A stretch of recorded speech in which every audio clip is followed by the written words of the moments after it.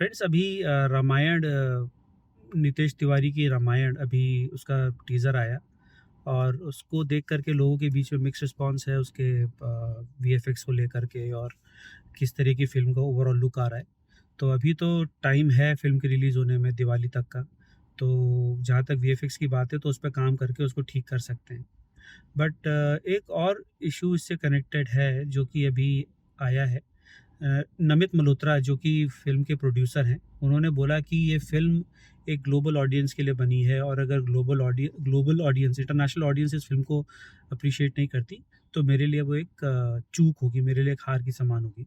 कई लोग उसको लेके बहुत बुरा मान रहे हैं कि ये तो एक इंडियन स्टोरी है, हमारी स्टोरी और उन्होंने टैगलाइन भी यूज़ करी है, आवर स्टोरी, आवर हिस्ट्री। तो why should we depend on global audience for appreciating our film to get validation?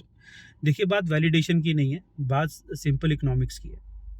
2 parts में बनी है फ़िल्म, 4000 करोड़ में बनी है। इंडिया में आज तक ऐसी एक भी फ़िल्म नहीं है जो कि 2000 करोड़ का बिज़नेस डोमेस्टिकली कर चुकी हो। धुरंधर 2 जो कि इतनी बड़ी हिट है, उसको इतनी एप्रिसिएशन मिली, मैंने भी देखी, मुझे भी बहुत पसंद आई। बड़ी पसीने छूट गए उसके 1100 करोड़ ग्रॉस निकालने में डोमेस्टिक टेरिटरीज़ में और नेट भी 1000 करोड़ अब जाकर के टच किया है। और वैसे भी कुछ दिनों में वो उतरने लगेगी क्योंकि थर्ड वीक उसका ख़त्म होने वाला है। आज उसका थर्ड वीक का लास्ट डे है, कल से फोर्थ वीक शुरू हो जाएगा और it is starting to lose its legs. वो अब 2 या 1 हफ़्ता 10-15 दिन और भी चल जाती है तो शायद 200-250 करोड़ और कमा लेगी ग्रॉस। तो 1800-1900 करोड़ पे अगर जाकर के वो ग्रॉस रुकती है, ठीक है? और इसी को आप जबकि उसने खाली 250-300 करोड़ में दोनों पार्ट्स मिलके बने हैं। और यहाँ पे रामायण की बात करें जो कि 4000 करोड़ में बनी है। तो कमाएँगे कैसे पैसा अगर उसको इंटरनेशनल अप्रूवल और इंटरनेशनल सक्सेस नहीं मिला?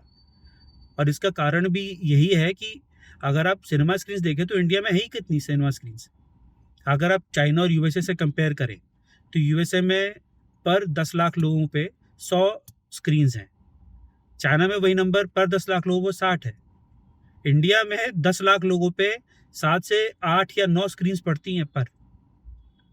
तो इसी वजह से जब कोई मान लीजिए गलती से 2 फ़िल्में अच्छी आ जाएँ, तो उनको भी अपनी डेट आगे-पीछे करनी पड़ती है क्योंकि स्क्रीन्स ही नहीं मिलती। इस बार भी वही हो रहा है। धुरंधर 2 के चक्कर में प्रोजेक्ट हेल मैरी को डिले करना पड़ा, जो कि ग्लोबली इतनी बड़ी हिट है, उसको इंडिया में सक्सेस ही नहीं मिल रहा था, वो रिलीज़ उसको स्क्रीन्स ही नहीं मिल रही थी। आपकी भूत बंगला, उसको अपनी रिलीज़ डिले करनी पड़ी, पेड्डी को अपनी रिलीज़ डिले करनी पड़ी। जब 2 बड़ी फ़िल्म्स एक साथ इतनी बड़ी कंट्री में रिलीज़ ही नहीं हो सकती, तो पैसा कमाएँगी कैसे?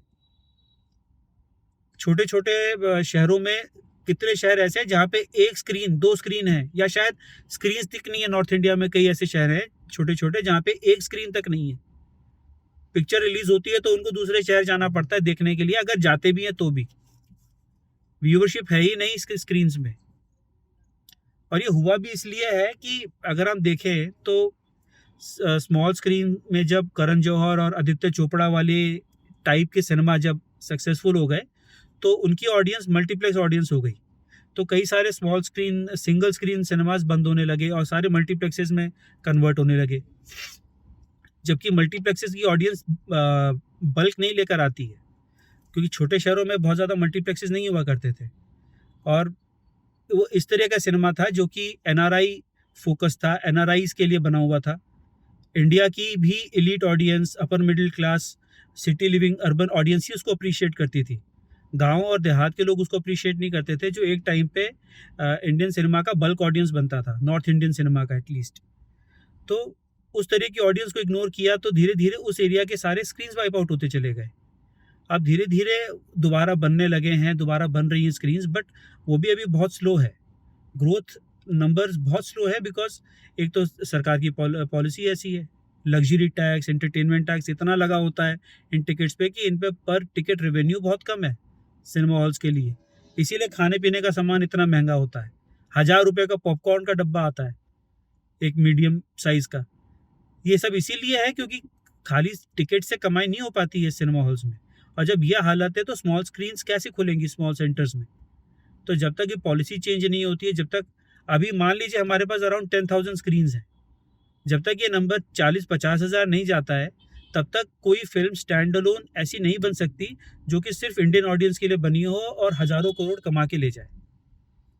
इसका सबसे बड़ा एग्ज़ाम्पल चाइना है। चाइना में अभी 2025 की सबसे बड़ी हिट फ़िल्म चाइना में रिलीज़ हुई। एक एनिमेटेड फ़िल्म है निन्जा 2 करके, जो कि सेकंड पार्ट है। फर्स्ट पार्ट कुछ साल पहले, 5-6 साल पहले रिलीज़ हुआ था उसका। इस फ़िल्म ने चाइना में $1 बिलियन से ज़्यादा की कमाई करी है। उसका ग्लोबल बिजनेस 2-2.25 बिलियन का है। तो इस फिल्म को डिपेंडेंस करनी ही नहीं थी इंटरनेशनल ऑडियंस के ऊपर अच्छा खासा प्रॉफिट कमाने के लिए। जब आप किसी फिल्म में हज़ारों करोड़ या सैकड़ों करोड़ लगाते हैं और उसके बाद वो फिल्म बड़ी मुश्किल से जाके ब्रेक इवन होती है, तो ऑफ कोर्स आप उसमें उतना पैसा नहीं लगाएंगे। आप आगे चल कर के किसी प्रोजेक्ट में अपने बेस्ट ऑफ द एबिलिटी पैसा नहीं लगाएंगे। उस स्केल पे यहाँ पे फिल्में तब तक नहीं बनेंगी जब तक यहाँ पे प्रोड्यूसर्स को और डायरेक्टर्स को ये आश्वासन ना हो कि भैया पैसा लगा रहे हैं हम, इतनी स्क्रीन्स हमारे पास हैं कि यहाँ पे हमारी ऑडियंस अगर उनको फिल्म अच्छी लगी तो वो भर भर के आएंगे देखने के लिए और आराम से देखेंगे और हम आराम से पैसा भी कमा सकेंगे। क्योंकि ये टेलीकास्टिंग राइट्स और ये सब ये बात की बात है। अल्टीमेटली एक किसी भी फिल्म को हिट होने के लिए फुटफॉल मैटर करता है सिनेमा स्क्रीन्स में। अगर सिनेमा स्क्रीन में फुटफॉल नहीं आएंगी, क्योंकि हमारे पास अभी बॉटल नेक है, उतनी स्क्रीन्स है ही नहीं कि कोई आके देख पाए। ठीक है, आपकी फिल्म एक हिट होती है, दूसरी रिलीज डिले करनी पड़ती है कि भैया रुक जाओ, मेरे को मिलेंगी नहीं स्क्रीन्स, कैसे देखेंगे। तो जब तक ये इशू नहीं ठीक होगा तब तक हमारी फिल्में उस स्केल पे नहीं बनेंगी। इसीलिए हमको अपनी कहानी सुनानी है, अगर एक स्केल पे सुनानी है तो हमें फॉरेन ऑडियंस और ओवरसीज बॉक्स ऑफिस को ध्यान में रखना पड़ता है। इसीलिए तो धुरंधर की कलेक्शन को इम्पैक्ट आ रहा है ना। धुरंधर की कलेक्शन में इम्पैक्ट नहीं आ रहा। आपका दुबई में रिलीज नहीं हुई, पाकिस्तान में रिलीज नहीं हुई, चाइना में रिलीज नहीं हुई। अगर वहाँ पे रिलीज होने की जरूरत नहीं होती, हमारे पास सफिशिएंट स्क्रीन्स होती, तो ये फिल्म 1500 करोड़ पे जाके नहीं रुकती, 1700-1800 करोड़ पे। ये 3000-3500 करोड़ पे बैठी होती है आराम से। ठीक है, तो आई होप आप मेरे पॉइंट से अग्री करेंगे। अगर आपको मेरा कोई पॉइंट है जो कि गलत लगा तो मुझे प्लीज़ बताइएगा। मैं अपने और आगे इन्वेस्टिगेट करूँगा